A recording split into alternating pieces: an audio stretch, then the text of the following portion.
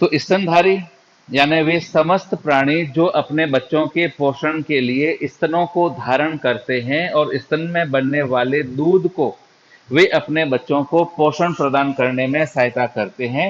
ये स्तनधारी अपने समान संतान उत्पन्न करते हैं। हम कह सकते हैं कि स्तनधारी जरायुज है, यानी अपने समान संतानों को उत्पन्न करते हैं। ये स्तनधारी दो प्रकार के माने गए हैं, नॉन प्राइमेट और प्राइमेट।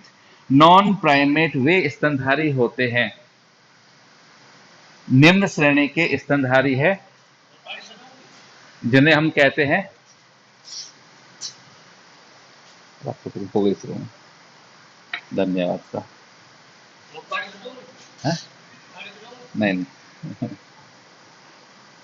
तो, तो नॉन प्राइमेट जो है, नॉन प्राइमेट वे स्तनधारी होते हैं जिनको हम चौपाई कहते हैं। गाय, भैंस, बकरी, घोड़ा, ऊंट, जो भी हमारे चारों तरफ प्राणी हैं, इन सभी प्राणियों को नॉन प्राइमेट में रखा गया है। और प्राइमेट में रखा गया है मानव, कपी, बंदर, यानी मानव और मानव के पूर्वज जो वर्तमान में प्राणी हैं, इनको रखा गया है। नॉन प्राइमेट और प्राइमेट में कुछ अंतर है। नॉन प्राइमेट के अंदर एक स्पेशल बात होती है कि नॉन प्राइमेट जीव जो है, इनके अंदर स्ट्रस चक्र, इसको हम कह सकते हैं अपनी भाषा में, इनके अंदर चलता है, मद चक्र चलता है। स्ट्रस साइकिल यानी मद चक्र चलता है। नॉन प्राइमेट स्तनधारी गाय, भैंस, बकरी, जो भी हमारे चारों तरफ है, उनके अंदर जनन के लिए एक विशिष्ट मौसम होता है। इस मौसम के दौरान उनके जननांग विकसित होते हैं, उनके जननांग सक्रिय होते हैं। मादा नर के साथ में समागम के लिए तैयार हो जाती है। जब उसके शरीर में अंड कोशिका बनती है तो वो विचित्र व्यवहार करती है। पशुपालक समझ जाता है कि मादा पशु को नर पशु के संपर्क में लाना जरूरी है, उसे कहते हैं मद चक्र कहते हैं। मानव प्राइमेट है और समस्त प्राइमेट जीवों के अंदर चलता है रज चक्र, यानी मेंस्ट्रुअल साइकिल, यानी रज चक्र होता है। रज चक्र की प्रक्रिया के दौरान मानव की मादा की योनि से एक निश्चित अवधि के पश्चात रक्त का स्त्राव होता है। मानव के अंदर जो ये रज चक्र है, इस रज चक्र को हम कहते हैं आर्तव चक्र कहते हैं। और मानव में आर्तव चक्र की अवधि होती है वो 28 दिन की होती है, यानी 28 दिन के पश्चात इस आर्तव चक्र को पुनः उसी प्रकार से दोहराया जाता है। आर्तव चक्र के बारे में यहाँ पर एक ग्राफिकली एक डायग्राम बनाया गया है। इस आर्तव चक्र को 28 दिन का माना गया है। 1 से लेकर 28 दिन, पहले दिन से आर्तव चक्र की शुरुआत होती है। इस शुरुआत को हम कहते हैं ऋतु स्त्राव कहते हैं, अर्थात आर्तव चक्र की प्रक्रिया के दौरान जब आर्तव चक्र प्रारंभ होता है, यानी पहला दिन होता है, तब से लेकर 3 से 5 दिन की अवधि के दौरान मादा की योनि से रक्त का स्त्राव होता है। इस रक्त के स्त्राव के साथ में गर्भाशय की जो एंडोमेट्रियम है, जिसको हमने कहा था अंतः स्तर, वह अंतः स्तर क्षतिग्रस्त होता है और तरल अवस्था में श्लेष्मा के साथ में रुधिर के साथ में बाहर आता है। इस प्रक्रिया को कहा जाता है ऋतु स्त्राव कहते हैं। मानव के अंदर ऋतु स्त्राव की प्रक्रिया 3 से 5 दिन की होती है। याद रखना है, परीक्षा में पूछा जाता है। ऋतु स्त्राव की प्रक्रियाएं कब प्रारंभ होती है? यौनारंभ के समय। यौनारंभ का मतलब होता है हम बचपन को छोड़कर जब युवा अवस्था की ओर आते हैं, तो 11 से 12 वर्ष की उम्र के अंदर मानव की मादा के अंदर ऋतु स्त्राव की प्रक्रियाएं प्रारंभ होती है। और जब पहली बार ऋतु स्त्राव होता है तो उसे कहा जाता है रजो दर्शन कहते हैं। इस रजो दर्शन को अंडरलाइन करके इसके आगे IMP इंपॉर्टेंट लिख देना, रजो दर्शन याद रखना है। इसी प्रकार से मानव की मादा की उम्र जब 45 से 50 वर्ष की हो जाती है तो उसके जननांग, उसका अंडाशय निष्क्रिय हो जाता है। इस अवस्था के अंदर आर्तव चक्र की प्रक्रियाएं बंद हो जाती है, ऋतु स्त्राव की प्रक्रियाएं बंद हो जाती है। इस प्रक्रिया को कहते हैं रजो निवृत्ति कहते हैं। इस रजो निवृत्ति को भी याद रखना है। मोनार्क और मेनोपोज दोनों शब्दों को यहां पर याद रखना है, परीक्षा में पूछा जाता है। इस जो आर्तव चक्र की प्रक्रियाएं होती है, इसको हमने अलग अलग घटनाओं में बांटा है। पहला है गर्भाशयी घटनाएं, कि गर्भाशय में कौन सी घटनाएं होती है। दूसरा है अंडाशय के हार्मोन्स का लेवल क्या होता है। अंडाशय से दो प्रकार के हार्मोन स्रावित होते हैं, एक होता है एस्ट्रोजन हार्मोन और दूसरा होता है, उसे हम कहते हैं प्रोजेस्टेरॉन हार्मोन। दोनों हार्मोन के कार्य अलग है। एस्ट्रोजन हार्मोन का कार्य होता है कि ये नारीत्व के लक्षणों को प्रकट करता है, अंड कोशिकाओं के परिपक्व में सहायता करेगा, और एस्ट्रोजन हार्मोन का निर्माण स्वयं परिपक्व होती हुई अंड पुट्टिकाएं करती है। जबकि प्रोजेस्टेरोन हार्मोन का कार्य होता है गर्भावस्था को मेंटेन करना, और प्रोजेस्टेरोन हार्मोन का स्त्रावण यहाँ पर कार्पस लूटियम यानी परिपक्व अंड पुट्टिका से अंडोत्सर्ग हो जाएगा, अंड कोशिका अंड वाहिनी में आ जाती है, तो पीछे बचा हुआ जो अंड पुट्टक होता है वो कार्पस लूटियम यानी पीत पिंड में परिवर्तित होता है और प्रोजेस्टेरोन हार्मोन का निर्माण करता है। इस प्रोजेस्टेरोन हार्मोन के प्रभाव से गर्भाशय की एंडोमेट्रियम का प्रतिरोध भवन यानी पूरी तरीके से विकसित हो जाती है। क्योंकि अंड कोशिका रिलीज हुई है, अब ये अंड कोशिका निषेचित हो सकती है, भ्रूण बनेगा, तो उस भ्रूण को धारण करने के लिए गर्भाशय की एंडोमेट्रियम जो है इस प्रोजेस्टेरोन हार्मोन के प्रभाव से कैसे हो जाती है, चौड़ी हो जाती है। मान लो यहां पर निषेचन की प्रक्रियाएं संपन्न न हो, तो क्या होगा, निषेचन मान लो नहीं हुआ है, तो जो कार्पस लूटियम है ये धीरे धीरे क्या होगा, अपघटित होता हुआ, हासित होता हुआ श्वेत पिंड के अंदर परिवर्तित हो जाता है, यानी यह हासित होना प्रारंभ होगा। तो इसके द्वारा स्रावित होने वाला जो प्रोजेस्टेरोन हार्मोन है उसकी मात्रा भी कम हो जाएगी। जब प्रोजेस्टेरोन हार्मोन की मात्रा कम होगी तो गर्भाशय का एंडोमेट्रियम जो है वापस क्षतिग्रस्त होगा और अगले चक्र को प्रारंभ कर लेगा, यानी वापस ऋतुस्राव की प्रक्रियाएं प्रारंभ हो जाती है। जब ये ऋतुस्राव की प्रक्रियाएं होती है, आर्तव चक्र होता है, तो वहां पर पीयूष ग्रंथि के दो हार्मोन इसमें सहायता करते हैं। पहला होता है, उसे कहते हैं फॉलिकुलर स्टिमुलेटिंग हार्मोन। यह एफएसएच हार्मोन अंड पुट्टिकाओं के परिवर्धन में सहायता करेगा ताकि अंड का डेवलपमेंट हो। और दूसरा होता है एलएस यानी ल्यूटिनाइजिंग हार्मोन। यह हार्मोन क्या कार्य करता है, यह हार्मोन अंडोत्सर्ग में सहायता करेगा। जब 14वां दिन होता है, आर्तव चक्र का 14वां दिन जो होता है, इस अवस्था में इस एलएच हार्मोन का अत्यधिक मात्रा में स्त्रावण होता है। इस प्रक्रिया को कहते हैं एलएच सर्ज कहते हैं, और एलएच सर्ज के प्रभाव से यहां पर अंडोत्सर्ग होगा, अंड कोशिका अंड वाहिनी में आ जाएगी। उस समय अगर मैथुन प्रक्रिया की हुई है तो शुक्राणु अंडवाहिनी में पहुंचेंगे, एम्पुला और इस्मस के जंक्शन पर इस अंड कोशिका का निषेचन कर लेंगे, और निषेचन के पश्चात ये सारी प्रक्रियाएं, यानी जब निषेचन हो जाएगा, गर्भ धारण हो जाता है, तो आर्तव चक्र की सारी प्रक्रियाएं रुक जाती है। परीक्षा में प्रश्न आता है कि ऋतु स्त्राव यानी रजो धर्म के अनुपस्थित या बंद होने के क्या क्या संभावित कारण हैं।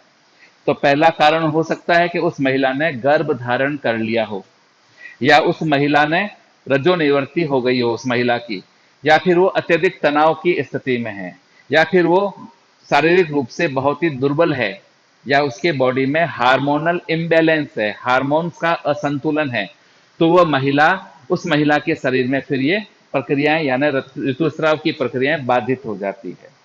ऋतुस्राव की प्रक्रिया कब परमानेंटली बंद होती है, तो वो होती है रज्जो निवृत्ति के पश्चात, क्योंकि उस अवस्था के पश्चात अंडाशय प्रसुप्त हो जाता है, तो उसमें से निकलने वाले सारे हार्मोन रुक जाते हैं।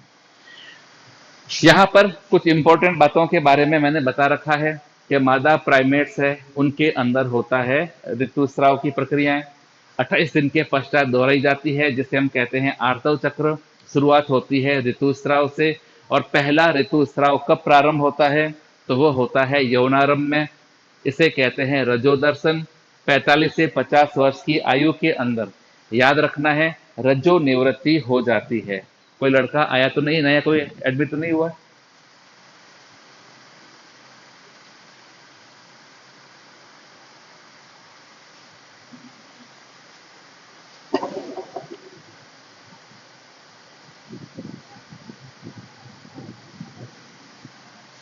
तो इससे संबंधित जो इंपॉर्टेंट इंपॉर्टेंट बातें होती है, साफ दिख रहा है?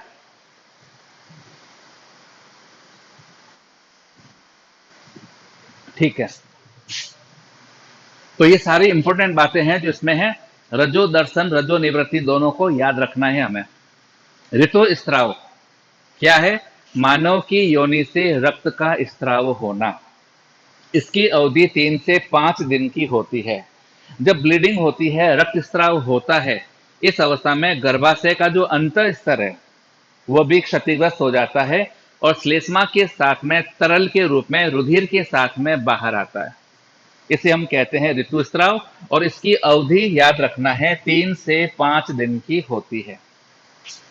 ठीक है ना? फिर आता है दूसरी अवस्था, उसे हम कहते हैं पुट्टिकी प्रावस्था। इस पुट्टिकी प्रावस्था में एलएच और एफएसएच हार्मोन पीयूष ग्रंथि से स्त्रावित होने वाले हार्मोन के प्रभाव से अंडाशय के अंदर अंड कोशिका का निर्माण होता है। तो अंड कोशिका के चारों तरफ बहुत सारी दूसरी कोशिकाएं भी होती है, उन्हें सम्मिलित रूप से हम कहते हैं अंड पुट्टिका।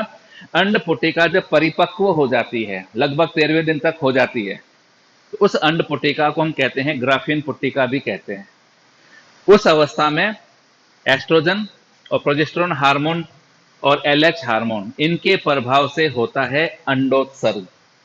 अंडोत्सर्ग की प्रक्रिया से अंड पुट्टिका फटती है, अंड कोशिका रिलीज होकर अंडवाहिनी में आ जाएगी और जो यहां पर बची हुई अंड पुट्टिका है वो कार्पस ल्यूटियम में परिवर्तित होकर प्रोजेस्टेरोन हार्मोन का निर्माण करती है। यही प्रोजेस्टेरोन हार्मोन भ्रूण के रोपण के लिए गर्भाशय की भित्ति को मैच्योर बनाता है, गर्भाशय की भित्ति को डेवलप करता है। ठीक है? और फिर लास्ट में आता है कि आर्तव चक्र कब बंद हो जाता है? सगर्भता की स्थिति में। निषेचन न होने पर पीत पिंड का हास होता है। पीत पिंड, सारी बातें मैं समझा चुका हूं। रजो धर्म की अनुपस्थिति कब होती है? सगर्भता के कारण। महिला प्रेग्नेंट हो गई है तो रजो धर्म बंद हो जाएगा। उसकी रजो निवृत्ति हो गई है तो एमसी आना बंद हो जाता है। तनाव की स्थिति में हार्मोन असंतुलन होगा इस स्थिति में, और निर्बल स्वास्थ्य, उसका स्वास्थ्य अगर सही नहीं रहता है तो भी उसके शरीर में रजो धर्म नहीं होगा। इस अवस्था में डॉक्टर को दिखा देना चाहिए। 28 दिन का आर्तव चक्र होता है। ये सबसे इंपॉर्टेंट बात होती है कि हमारा आर्तव चक्र जो है वो 28 दिन का है और ये कंटिन्यूस चलता है, 28 दिन तक चलता है। पहले दिन से स्टार्ट होता है, उसको काउंट करना है। तो पहले दिन से काउंट करते हुए जब हम 14वें दिन आते हैं तो 14वें दिन याद रखना है एलएच हार्मोन अत्यधिक मात्रा में स्त्रावित होगा। इस एलएच हार्मोन के अत्यधिक मात्रा में स्त्रावित होने की प्रक्रिया को कहते हैं एलएच सर्ज कहते हैं। और एलएच सर्ज के प्रभाव से 14वें दिन, यानी जिस दिन आर्तव चक्र प्रारंभ हुआ है उससे गिनते हुए आगे बढ़ेंगे, तो 14वें दिन अंडोत्सर्ग होता है। इस अवस्था में अगर मैथुन प्रक्रिया की गई है, मादा के शरीर में शुक्राणुओं को छोड़ा गया है, तो गर्भ धारण करने के अवसर 100%, 100% होते हैं। इस 14वें दिन से 3 दिन पहले और 3 दिन बाद के ये जो 7 दिन है, यानी 11 से लेकर 17वें दिन, ये जो 7 दिन है, ये 7 दिन इस प्रक्रिया के दौरान अगर मैथुन प्रक्रियाएं की जाती है तो गर्भ धारण की प्रक्रियाएं हो सकती है। अतः 11 से 17वां दिन कौन सा?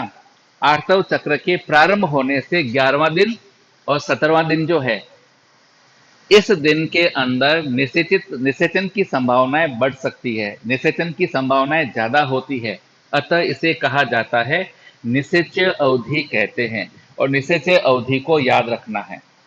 वैवाहिक जीवन के दौरान भी अगर हम संतानोत्पत्ति नहीं चाहिए तो हम सावधिक संयम हम आगे पढ़ेंगे कि हम किस प्रकार से नेचुरल तरीकों से संतानोत्पत्ति से बच सकते हैं। उसमें एक आता है आवधिक संयम। वो कब होता है कि अगर मैथुन प्रक्रियाएं आर्तव चक्र के प्रारंभ होने से 11वें दिन से 17वें दिन के दौरान अगर वीर्य सेचन की प्रक्रियाएं न की जाए तो संतानोत्पत्ति नहीं होगी। 11 से 17वें दिन ये बातें हमें याद रखनी है। तो आवधिक संयम, इस अवधि के दौरान मैथुन प्रक्रियाएं न की जाए, या इस अवधि के दौरान कंडोम का उपयोग किया जाए, या इस अवधि के दौरान वीर्य का सेचन मादा की योनि में न करके जैसे ही व्यक्ति वीर्य सेचन की प्रक्रियाओं को प्रेरित होता है उसी समय अपने लिंग को योनि से निकालकर वीर्य का स्त्रावण मादा के शरीर के बाहर कर दें तो संतानोत्पत्ति नहीं होती है। इस आर्तव चक्र को हमें याद रखना है। मैं बोर्ड का जो सारांश है इसका फोटो बनाकर तुम लोगों को भेज रहा हूं और उससे प्रश्न जो है वो वापस मैं पूछ लेता हूं। तो आज का टॉपिक अपना यहीं पर है। इससे संबंधित कोई प्रश्न है तो आप पूछ सकते हो, प्रश्न पूछ लो।